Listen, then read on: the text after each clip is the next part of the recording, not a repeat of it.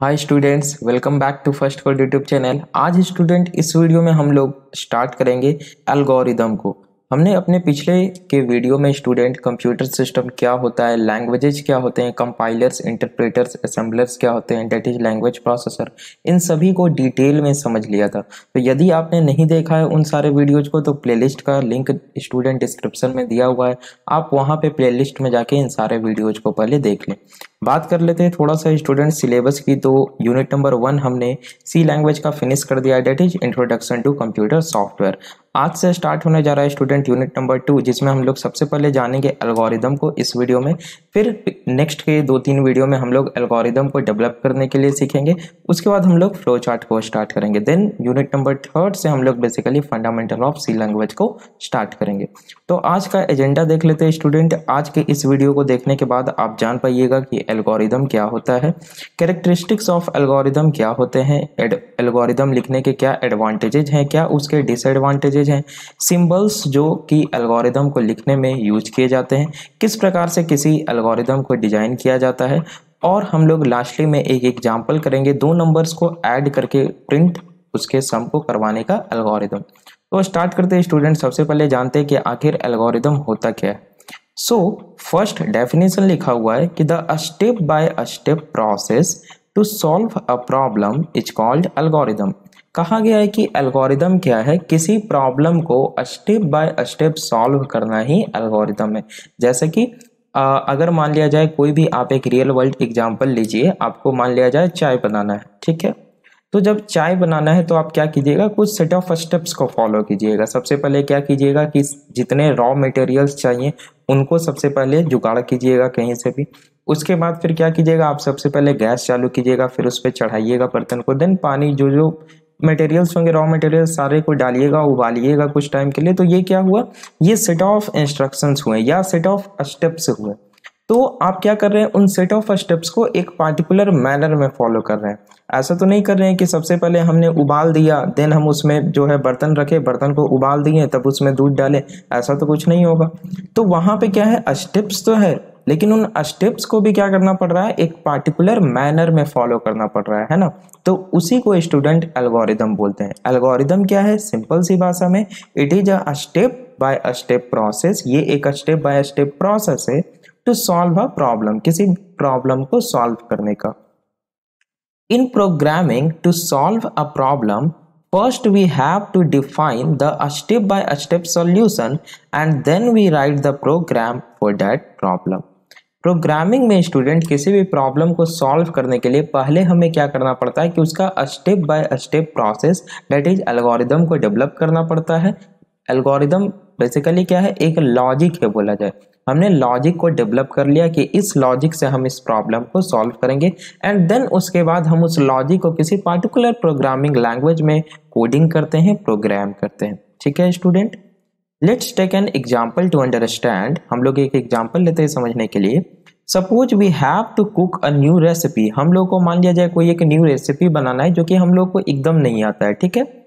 So for this we reads the instructions and the steps and execute them one by one। तो इसके लिए हम क्या करेंगे, या तो कोई हमें बताएगा या हम नेट पे सर्च करेंगे, कोई हमारे पास रेसिपी की बुक होगी, उसमें जो स्टेप बाय स्टेप इंस्ट्रक्शंस दिए हुए होंगे हम उन्हें क्या करेंगे, पार्टिकुलर मैनर में फॉलो करते हुए जाएंगे इन द गिवन सीक्वेंस। एक सीक्वेंस में, ऐसा नहीं कि पहले इंस्ट्रक्शन नंबर 1 देन 10 देन 5, ऐसा नहीं, एक पार्टिकुलर मैनर में। The result, the obtained is the new dish cooked perfectly। और जब हम इसे इस पार्टिकुलर सीक्वेंस में फॉलो करते जाएंगे तो हमें क्या मिलेगा, वो पार्टिकुलर डिश जो हमें चाहिए होगा वो हमें एज अ आउटपुट मिल जाएगा।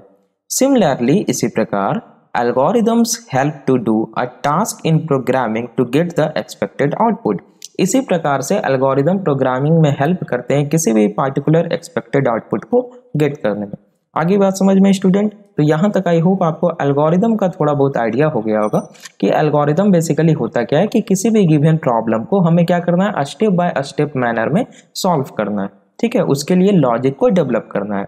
नाउ अब हम लोग जान लेते हैं student characteristics of algorithms. Algorithm के क्या कैरेक्टर होते हैं, उसके क्या कैरेक्टरिस्टिक्स हैं। तो फर्स्ट है स्टूडेंट क्लियर एंड अनएम्बिगस। कोई भी एल्गोरिदम क्लियर होना चाहिए, अनएम्बिगस होना चाहिए। मतलब क्या, algorithm should be clear and unambiguous Each of its step should be clear in all aspects and must lead to only one meaning. कहने का मतलब है कि जो हमारा एल्गोरिदम हो स्टूडेंट, उसके सारे स्टेप्स क्लियर होने चाहिए, वहां पर किसी प्रकार का कंट्राडिक्शन वगैरह नहीं होना चाहिए। ठीक है स्टूडेंट, उसके बाद कहा जा रहा है in all aspects and must lead to only one meaning. मतलब जो हमने एल्गोरिदम लिखा है स्टूडेंट, उसका मीनिंग एक होना चाहिए।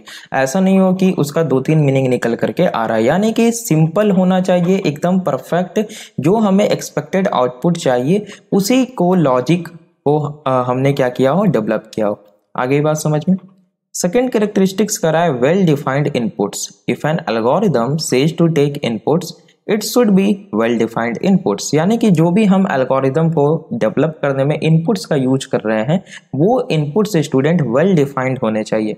यानी कि जो भी हम इनपुट ले रहे हैं वो इनपुट आइदर कैरेक्टर है या डिजिट है या कोई फ्लोटिंग पॉइंट है, मीन्स उसके टाइप परफेक्टली वेल डिफाइंड होने चाहिए। ऐसा नहीं हो कि 2-3 टाइप्स हम लोग ले रहे हैं। ठीक है, वेल डिफाइंड आउटपुट्स होने चाहिए। The algorithm must clearly define what output will be yielded and it should be well defined as well.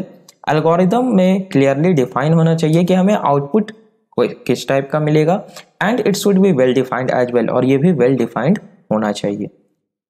Next आपका कह रहा है finiteness. The algorithm must be finite. Yes, ये बहुत इंपॉर्टेंट पॉइंट है, algorithm आपका फाइनाइट होना चाहिए। अब इसका मतलब क्या है, that is it should not and up in an infinite loops और सिमिलर। ऐसा नहीं हो कि आपने एल्गोरिदम को किसी इनफाइनाइट लूप में फंसा दिया है, मीन्स एल्गोरिदम मस्ट भी किसी पॉइंट पे जाकर एंड होना चाहिए। ऐसा नहीं हो कि आपने एल्गोरिदम जब स्टार्ट किया तो वो बीच में कहीं इनफाइनाइट लूप में जाकर फंस जाए और वो हमेशा एग्जीक्यूट होते रहे, तो उसे हम एल्गोरिदम की कैटेगरी में नहीं रखेंगे। यानी एल्गोरिदम हमेशा आपका एक आउटपुट देना चाहिए कुछ टाइम के बाद। ठीक है, नेक्स्ट है आपका student feasible. The algorithm must be simple, generic and practical. Algorithm आपका सिंपल होना चाहिए, जेनेरिक और प्रैक्टिकल होना चाहिए, जिसे हम किसी प्रोग्रामिंग लैंग्वेज में डेवलप कर सकें, such that it can be executed upon with the available resources. Generic and practical मतलब क्या कि जो हमारे पास अवेलेबल रिसोर्सेज हैं हम उससे उस लॉजिक को डेवलप कर सकें। ऐसा नहीं हो कि हमने उस लॉजिक को बनाने में, लॉजिक को डेवलप करने में किसी ऐसे टेक्नोलॉजी का यूज कर दिया जो कि फ्यूचर की टेक्नोलॉजी है, यानी कि अभी हमारे पास वो रिसोर्सेस अवेलेबल नहीं है, तो उसको हम एल्गोरिदम की कैटेगरी में नहीं रखेंगे। That is it must not contain some future technology or anything. Okay, next characteristics है स्टूडेंट लैंग्वेज इंडिपेंडेंट, और ये भी बहुत इंपॉर्टेंट कैरेक्टरिस्टिक्स है स्टूडेंट। ये कहता है क्या कि the algorithm designed must be language independent, that is it must be just plain instructions that can be implemented in any language. कहा जा रहा है जो एल्गोरिदम हम डिजाइन करेंगे स्टूडेंट वो लैंग्वेज इंडिपेंडेंट होना चाहिए। यानी कि ऐसा नहीं हो कि हमने सी लैंग्वेज में एल्गोरिदम लिखा है, C++ में, जावा में, पाइथन में, जावा स्क्रिप्ट में, ऐसा नहीं होना चाहिए। जो एल्गोरिदम होता है स्टूडेंट, जो लॉजिक होता है आपका, वो क्या होता है, वो जस्ट स्टेप होता है, वो इंस्ट्रक्शंस होता है, और वो इंस्ट्रक्शन लैंग्वेज स्पेसिफिक नहीं होना चाहिए। ठीक है, वो क्या होना चाहिए, लैंग्वेज इंडिपेंडेंट होना चाहिए। हम जिस लैंग्वेज में चाहें उसे उसके बाद हम क्या कर सकते हैं, प्रोग्राम में कोडिंग कर सकते हैं, प्रोग्राम उसका डेवलप कर सकते हैं।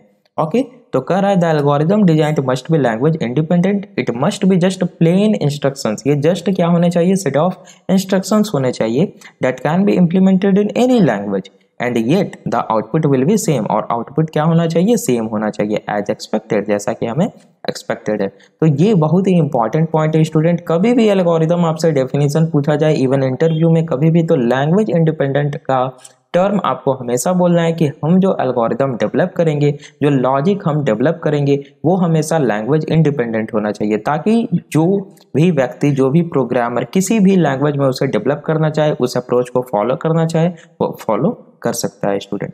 नाउ अब हम लोग बात करते हैं स्टूडेंट एडवांटेजेज ऑफ एल्गोरिदम्स के। आखिर एल्गोरिदम्स को लिखने के क्या एडवांटेजेज है, हम डायरेक्टली प्रोग्रामिंग क्यों नहीं कर सकते, हम डायरेक्टली कोडिंग करना स्टार्ट कर देंगे, क्यों पहले हम लॉजिक को डेवलप करते हैं।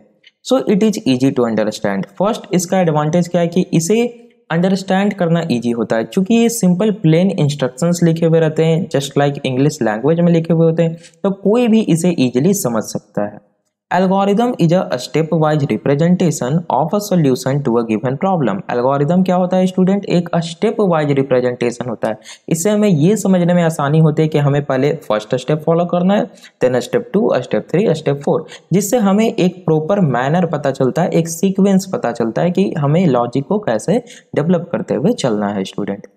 थर्ड एडवांटेज है in algorithm the problem is broken down into a smaller pieces और steps, hence it is easier for the programmer to convert it into an actual program। Algorithm में basically क्या होता है कि हम पूरे प्रॉब्लम को छोटे छोटे टुकड़ों में क्या कर देते हैं, ब्रेक डाउन कर देते हैं। और ये क्या है, छोटे छोटे स्टेप्स है, यानी कि हमने स्टेप्स में इस प्रॉब्लम के सॉल्यूशन को ब्रेक डाउन कर दिया, जिससे प्रोग्रामर को आसानी होती है कि वो इन स्टेप्स को क्या कर सकते हैं, किसी भी पार्टिकुलर प्रोग्रामिंग लैंग्वेज में प्रोग्राम कर सकते हैं, कोड कर सकते हैं। आगे बात समझ में स्टूडेंट? चिंता नहीं करना है, अभी हम लोग आगे जाएंगे, देखेंगे एल्गोरिदम कैसे डेवलप होता है। एल्गोरिदम आज हम इस वीडियो में डेवलप भी करेंगे। इसके बाद जो नेक्स्ट के लेक्चर्स आएंगे स्टूडेंट, उसमें हम अलग अलग टाइप के एल्गोरिदम्स धीरे धीरे बेसिक से एडवांस की ओर बढ़ते हुए चलेंगे, और थर्ड यूनिट से बेसिकली हम कोडिंग करना स्टार्ट करेंगे। ओके, सो डिसएडवांटेजेस की बात कर लेते हैं। कहा जा रहा है कि writing an algorithm takes a long time, बिल्कुल, so it is time consuming, बिल्कुल। जब हम एल्गोरिदम को लिखते हैं स्टूडेंट, जब हम किसी भी लॉजिक को डेवलप करते हैं, तो ये बहुत ज़्यादा टाइम कंज्यूमिंग होता है, जिससे ये ज़्यादा समय लेता है। नेक्स्ट कहा जा रहा है branching and looping statements are difficult to show in algorithms. Yes, देखिए जो ब्रांचिंग स्टेटमेंट अगर वो इफ एल्स हो, जो लूपिंग स्टेटमेंट फॉर है, वाइल है, डू वाइल है, देखिए अगर आप एकदम बिगिनर्स हैं तो आपको इनके बारे में मालूम नहीं होगा, तो यहाँ पे आप इसे स्किप कर दीजिए। इतना समझिए कि हम लोग जब ब्रांचिंग स्टेटमेंट पढ़ेंगे और लूपिंग स्टेटमेंट पढ़ेंगे स्टूडेंट, तो उसे एल्गोरिदम में रिप्रेजेंट करना थोड़ा सा डिफिकल्ट हो जाता है। हम लोग अभी भी देखेंगे, जैसे हम लोग टेबल लिखने का एल्गोरिदम लिखेंगे या लीप वर्ड्स को चेक करने का एल्गोरिदम लिखेंगे, तो वहां पे देखेंगे कि बेसिकली हो क्या रहा है कि हम इफ एल्स या वाइल का यूज कर रहे हैं, तो वो हमें एक बहुत सारे स्टेप्स को एक ही स्टेप में लिखना पड़ रहा है। ये थोड़ा सा यहाँ पे डिसएडवांटेज हो जाता है। अगर आपको चीजें समझ में नहीं आ रही है तो कोई मसला नहीं है, हम लोग जैसे जैसे आगे बढ़ते जाएंगे स्टूडेंट लेक्चर्स में, वैसे वैसे आपको समझ में आते जाएगा। तो अब हम लोग बेसिकली बात करते हैं student symbols used in algorithm. आखिर एल्गोरिदम को डेवलप करने में कुछ ऐसे सिंबल्स है जो कि यूज होते हैं, जो कि एक पार्टिकुलर रिप्रेजेंटेशन को शो करते हैं, यानी कि उन्हें एक पार्टिकुलर स्टेप्स को रिप्रेजेंट करने के लिए यूज किया जाता है। So in algorithm some special words and symbols are used, these are given below. First है स्टूडेंट स्टार्ट। स्टार्ट का यूज करते हैं हम लोग शो करने के लिए, use to start the procedure, यानी कि एल्गोरिदम को जब हम लोग स्टार्ट करते हैं तो हर एक एल्गोरिदम का फर्स्ट स्टेप क्या होगा स्टूडेंट? फर्स्ट स्टेप होगा स्टार्ट। सेकेंड है stop, used to stop the procedure, यानी किसी भी एल्गोरिदम किसी भी प्रोसीजर को एंड करने के लिए, स्टॉप करने के लिए हम स्टॉप का यूज करते हैं। ओके, यानी कि हर एक एल्गोरिदम का लास्ट स्टेप क्या होगा स्टूडेंट? स्टॉप होगा।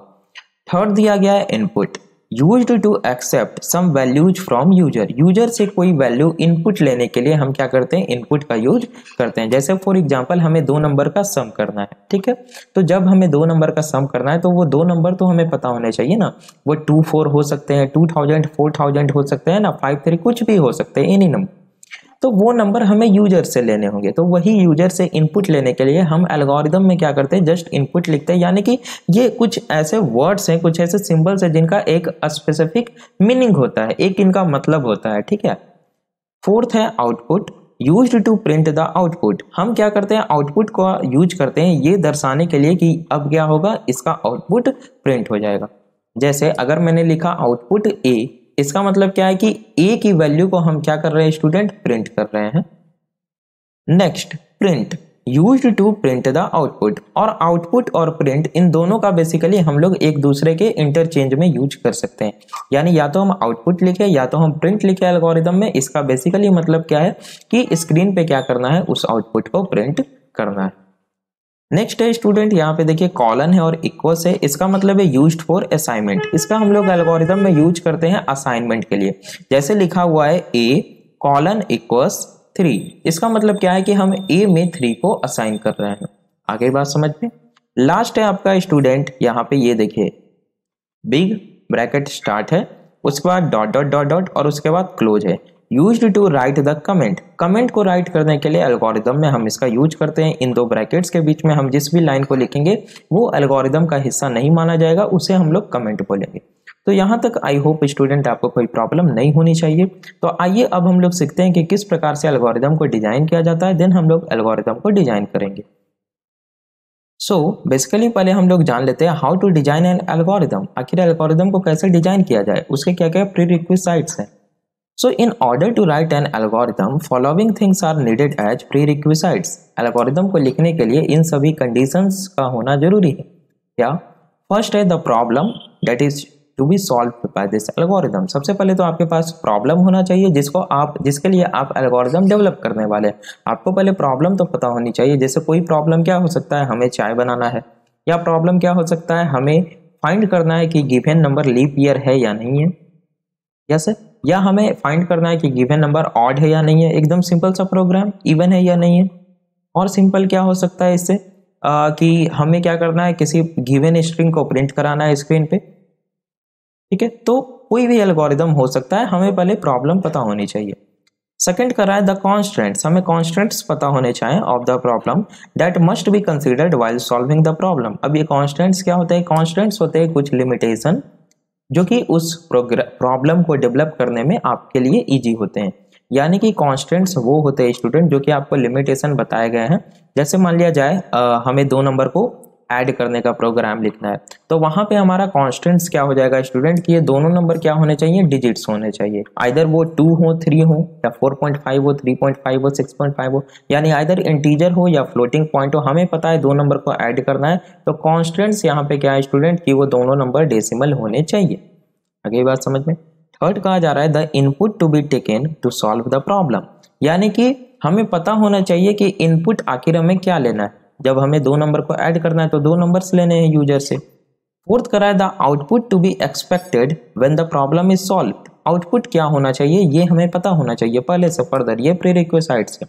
ठीक है, क्योंकि हमें ये तो पता होना चाहिए ना कि आखिर हम किसके लिए लॉजिक डेवलप कर रहे हैं, आखिर हमें क्या अचीव करना है, क्या गेट करना है। तो आउटपुट हमें पता होने चाहिए। The solution to this problem in the given constants. और इस गिवन कॉन्स्टेंट्स में, गिवन लिमिटेशन में हमें उस प्रॉब्लम का सॉल्यूशन पता होना चाहिए कि कैसे हम सॉल्यूशन को अचीव कर सकते हैं। जैसे कि हमें मान लिया जाए 2 नंबर्स, हमें मान लिया जाए क्या करना है, लीप ईयर फाइंड आउट करना है। तो हम क्या करेंगे, हम सबसे पहले उसे डिवाइड करेंगे 4 से, फिर देखेंगे कि क्या वो 100 से भी डिविजिबल है या नहीं। तो इस प्रकार से क्या कर सकते हैं, हम सॉल्यूशन को अचीव कर सकते हैं। हमें पता करना है मॉड्यूलस। अगर हमें क्या करना है, मान लिया जाए 2 नंबर गिवन है और हमें क्या करना है, रिमाइंडर पता करना है डिवीजन करके, तो हम क्या करेंगे, मॉड्यूलस ऑपरेटर का यूज करेंगे। अगर आपको नहीं समझ में आ रही है चीजें स्टूडेंट, एकदम नहीं घबराना है, आगे हम लोग बढ़ते हैं, एक एल्गोरिदम को डेवलप करते हैं, तब आपको समझ में आ जाएगा। ओके, सो नाउ एंड हम लोग लिखेंगे an algorithm to add 2 numbers and print their sum. 2 numbers को ऐड करने का और उसके सम को प्रिंट करने का हम लोग एल्गोरिदम को लिखेंगे। तो उसके पहले जैसा हमने पहले पढ़ा कि किसी भी एल्गोरिदम को डेवलप करने के लिए हमें कुछ प्रीरिक्विजिट्स यानी कि हमारे पास कुछ कंडीशन होने चाहिए। फर्स्ट था क्या, प्रॉब्लम। तो यहाँ पे प्रॉब्लम क्या है स्टूडेंट, प्रॉब्लम ये हमें दिया गया है कि हमें 2 नंबर्स को ऐड करना है और उसके सम को क्या करना है, प्रिंट करना है। हमारे पास कॉन्स्टेंट्स क्या है student, the numbers must contain only digits and no other characters. Constants हमारे पास ये हो गया कि वो दोनों नंबर्स जिसे हमें ऐड करना है वो डिजिट्स होने चाहिए, आइदर वो इंटीजर हो सकता है या फ्लोटिंग पॉइंट हो सकता है, एंड नो अदर कैरेक्टर्स, और कोई अदर कैरेक्टर्स ABCD या डॉलर, हैश, ये सारे नहीं होने चाहिए। थर्ड हमें पता होना चाहिए इनपुट, तो the 3 numbers to be added. यहाँ पे 3 नहीं होगा स्टूडेंट, 2 होगा। ठीक है, यहाँ पे क्या होगा, 2 होगा student, the 2 numbers to be added. Okay, now fourth क्या है, फोर्थ है आपका output. So the sum of the 2 numbers taken as the input, यानी कि आउटपुट हमारे पास क्या होना चाहिए, जो हमने 2 नंबर इनपुट में लिया है उसका सम होना चाहिए। और फिफ्थ सॉल्यूशन, हम इसके सॉल्यूशन को कैसे अचीव कर सकते हैं, so we can perform addition operation with the help of plus operator और बिटवाइज और एनी अदर मेथड। हम स्टूडेंट इस सॉल्यूशन को अचीव कर सकते हैं। कैसे? हम either arithmetic operator that is addition operator का यूज कर सकते हैं, या हम बिटवाइज ऑपरेटर का यूज करके परफॉर्म कर सकते हैं। अब बिटवाइज क्या होता है स्टूडेंट, यहाँ पे डिफरेंट बिटवाइज और एंड होते हैं। आपको अगर समझ में नहीं आ रहा है, एकदम बिगिनर से ऑपरेटर्स नहीं समझ में आता है, तो जब हम सी लैंग्वेज में ऑपरेटर्स के कॉन्सेप्ट को पढ़ेंगे तो आपको यहाँ पे समझ में आएगा। और भी कई सारे मेथड्स हैं जिससे हम एडिशन को परफॉर्म कर सकते हैं स्टूडेंट। तो हम इन सभी में से कोई एक अप्रोच को फॉलो करेंगे। तो आइए स्टूडेंट, अब हम लोग डेवलप करते हैं बेसिकली एल्गोरिदम, जो आज का हमारा मेन मुद्दा था, मेन टॉपिक की किस प्रकार से एल्गोरिदम को डेवलप किया जाता है। So now let's design the algorithm with the help of our prerequisites. So step 1 में हम क्या लिखेंगे स्टूडेंट, स्टार्ट करेंगे। बेसिकली ये देखिए, हमने आपको बताया था कि स्टार्ट हम लोग लिखते हैं जिससे हमें पता चले कि अब हमारा एल्गोरिदम, अब हमारा प्रोसीजर स्टार्ट हो रहा है। हमने कमेंट में लिखा क्या, बिगिनिंग ऑफ द एल्गोरिदम। और ये जो लिखा हुआ है student beginning of the algorithm, ये इस एल्गोरिदम का हिस्सा नहीं है, ये क्या है, कमेंट है। स्टेप 2 में हमने लिखा है स्टूडेंट इनपुट a, b। इसका मतलब क्या हुआ, हमने आपको बताया था कि इनपुट लिखा जाता है किस लिए, किसी भी वैल्यू को यूजर से इनपुट लेने के लिए। तो a और b हम क्या कर रहे हैं student, accepting 2 values from user. हम यूजर से 2 वैल्यू को ले रहे हैं, एक a और दूसरा b। स्टेप 3 हम क्या कर रहे हैं स्टूडेंट, s, उसके बाद हमने लिखा है colon equals a plus b। हमने आपको बताया था ये colon equals a plus b हम लोग लिखते हैं किस लिए स्टूडेंट, ये हम लोग लिखते हैं असाइनमेंट को परफॉर्म कराने के लिए। तो यहाँ पे बेसिकली हो क्या रहा है, इस s में a प्लस b का सम असाइन हो जाएगा, मीन्स एडिंग द 2 वैल्यूज। हम इन 2 वैल्यूज जो यूजर से लिए हैं उसे ऐड कर रहे हैं with the help of arithmetic addition operator, और उसे असाइन करवा रहे हैं किसमें, इसमें असाइन करवा रहे हैं। आगे भी बात समझ में। स्टेप 4 में क्या कर रहे हैं स्टूडेंट, प्रिंट एस। अब प्रिंट का यूज किस लिए होता है, हमने आपको बताया था प्रिंट का यूज हम लोग करते हैं स्क्रीन पे आउटपुट को प्रिंट करने के लिए। प्रिंट एस, इसका मतलब क्या हो गया, प्रिंटिंग द रिजल्ट। तो हम इस एस में क्या असाइन हुआ है, a प्लस बी का सम, तो इस सम को हम प्रिंट कर दे रहे हैं। स्टेप 5 हमने क्या किया, स्टॉप, यानी ये हो गया आपका एंड ऑफ प्रोसीजर। यहाँ पे आपका प्रोसीजर, ये एल्गोरिदम एंड हो गया। तो ये है स्टूडेंट आपका एल्गोरिदम, इस प्रकार से एल्गोरिदम को डेवलप किया जाता है। आई होप स्टूडेंट आपको समझ में आ गया होगा। फिर से एक बार मैं समझा दे रहा हूँ। एल्गोरिदम जब भी हम लोग स्टार्ट करेंगे तो स्टार्ट सबसे फर्स्ट स्टेप होगा उसका, सबसे लास्ट स्टेप होगा उसका स्टॉप, यानी एल्गोरिदम कहीं ना कहीं जाकर एंड होना चाहिए। बीच में कहीं भी इनफाइनाइट लूप नहीं होना चाहिए, ठीक है। हमेशा हमारा एल्गोरिदम फाइनाइट होना चाहिए, हमारा एल्गोरिदम जेनेरिक होना चाहिए, प्रैक्टिकल होना चाहिए, यानी हम उसे किसी भी प्रोग्रामिंग लैंग्वेज में डेवलप कर सके। आप देख सकते हैं कि ये जस्ट सेट ऑफ इंस्ट्रक्शंस है, इसमें हमने किसी भी प्रोग्रामिंग लैंग्वेज के कॉन्सेप्ट का यूज नहीं किया, यानी ये लैंग्वेज इंडिपेंडेंट है। आगे बात समझ में, इसमें किसी भी फ्यूचर टेक्नोलॉजी का यूज नहीं होना चाहिए, सिंपल ये प्लेन इंस्ट्रक्शंस होने चाहिए, क्लियर होना चाहिए, अनएम्बिगस होना चाहिए। तो ये जो हमने एल्गोरिदम लिखा है स्टूडेंट, आप देख सकते हैं कि एल्गोरिदम के सारे कैरेक्टरिस्टिक्स को ये फॉलो करता है। फिर से मैं बता दे रहा हूँ, सिंपल सा, जिन्हें समझ में नहीं आया देख लीजिए। हमने कहा कि हमें एक एल्गोरिदम लिखना है to add 2 numbers and print their sum. इसका मतलब क्या हुआ, कहा जा रहा है कि एक एल्गोरिदम लिखिए जो कि 2 नंबर्स को ऐड करता हो और उसके सम को प्रिंट कर देता हो। तो हमें अब क्या करना है, इसके लिए लॉजिक सोचना है, लॉजिक डेवलप करना है। तो हम क्या करेंगे, सबसे पहले स्टार्ट करेंगे एल्गोरिदम को, देन क्या करेंगे, हमें 2 नंबर्स को सम करना है।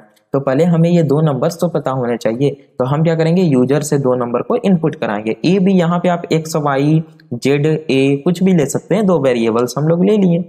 फिर हमने क्या किया, एक तीसरा वेरिएबल लिया S और उसमें इन दोनों के सम को असाइन करवा दिया। आगे बात समझ में। देन हमने स्टेप 4 में क्या किया, जो हमारा सम इसमें असाइन हुआ है हमने उसे प्रिंट करा दिया, जो कि हमारा आउटपुट था, एक तरह से कह सकते हैं। यही हमें अचीव करना था। जब हमारा आउटपुट हो गया उसके बाद हम क्या करेंगे, स्टॉप कर देंगे एल्गोरिदम को। आगे बात समझ में स्टूडेंट। तो ये था स्टूडेंट आज का हमारा लेक्चर। आई होप आपको पसंद आया होगा स्टूडेंट। तो प्लीज वीडियो को लाइक कर दीजिए, चैनल पे नए तो चैनल को सब्सक्राइब कीजिए। और नेक्स्ट वीडियो में स्टूडेंट हम लोग डिफरेंट एल्गोरिदम्स को डेवलप करने के लिए सीखेंगे। नेक्स्ट के 3-4 वीडियो में लीप ईयर का हो गया, greatest between 2 numbers, greatest between 3 numbers हो गया, आपका टेबल लिखने का एल्गोरिदम हो गया। डिफरेंट एल्गोरिदम को, लॉजिक को डेवलप करने के लिए सीखेंगे। देन हम लोग फ्लो चार्ट की ओर मूव करेंगे और 3rd यूनिट से हम लोग स्टार्ट करेंगे फंडामेंटल ऑफ सी लैंग्वेज। तो आई होप आप लोग इस सी लैंग्वेज के कोर्स को स्टूडेंट एंजॉय कर रहे होंगे। मिलते हैं अपने नेक्स्ट वीडियो में। Thanks for watching.